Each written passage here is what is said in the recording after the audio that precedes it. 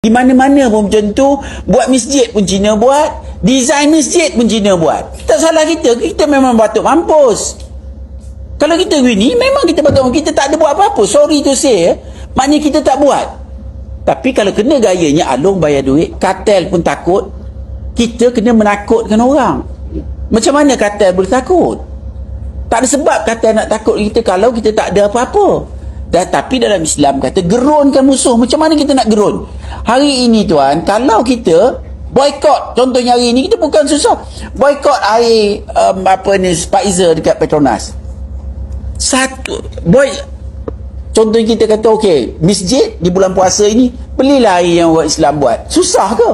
Tapi semua tak kisah, tak ada kisah. Jadi pasal kita ni macam tu, sebab tu kita pun layak menerima penghinaan yang macam Puan Zahra sebut tadi. Jadi sebenarnya nak buat ni tak susah. Saya cakap betul aja, boleh buat sangat. Kita pakat ramai-ramai pada yang hina kita.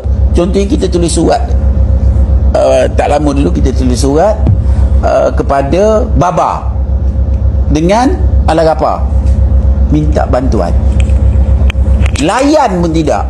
Tapi yang menggayakan dia orang Melayu lah. Pergilah tengok mengata-kata semua orang Melayu beli Babas Alagapa ni. Bodoh ke tak bodoh? Bodoh ke tak bodoh, saya nak tanya. Bodoh tak masuk akal. Memang layak kita dihina macam ni. Jadi bukan susah. Kalau tak ada masalah. Engkau kita minta tolong, bukan tak nak tolong, tapi kita belilah. Adabi ada, macam-macam ada. Apa pasal kita ni, otak kita ni tak mampu nak berfikir? Bodoh sangat ke? Saya yakin kalau kita buat kempen ini, pilih satu je, tak payah nak boykot semua, boykot satu dua je. Yang lain ketar. Pasal kita dulu dipanggil minta tolong masa kita buat BMF dulu. Satu persatuan paling besar Cina panggil saya datang untuk masa raya, masa Wan Azizah tu. Saya ingat apa benda dia orang nak panggil ni? Nak buat apa panggil kita? Panggil PPIM. Rupanya dia panggil PPIM masa datang tu dikalung dengan naga entah apa benda. Bila datang tu dia kata apa? Kita nak bincang-bincang pada kita gaduh-gaduh, baik kita baik-baik. Kita okey je. Tapi rupanya saya dimaklumkan oleh staff dekat situ, ni Tan Sri nak ajak bincang, baik kita buat bersama lah. Pasal dia kata dia dapat banyak aduan daripada peniaga Cina.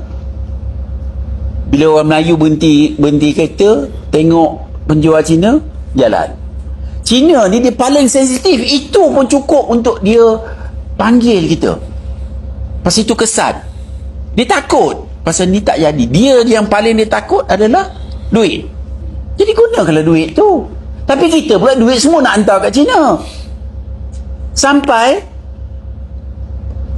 ada satu Dewan Perniagaan Melayu tu buat majlis di Dewan Cina, kena pakai kod lah, pakai bengong tak habis. Kita kena keluar daripada kebengongan ni. Kalau tidak sampai mati lah. Dan kita dah tengok Melayu campur apa jadi.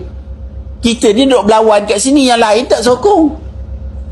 Yang lain tak tahu siapa yang faham, siapa yang sedar. Ni buat kerja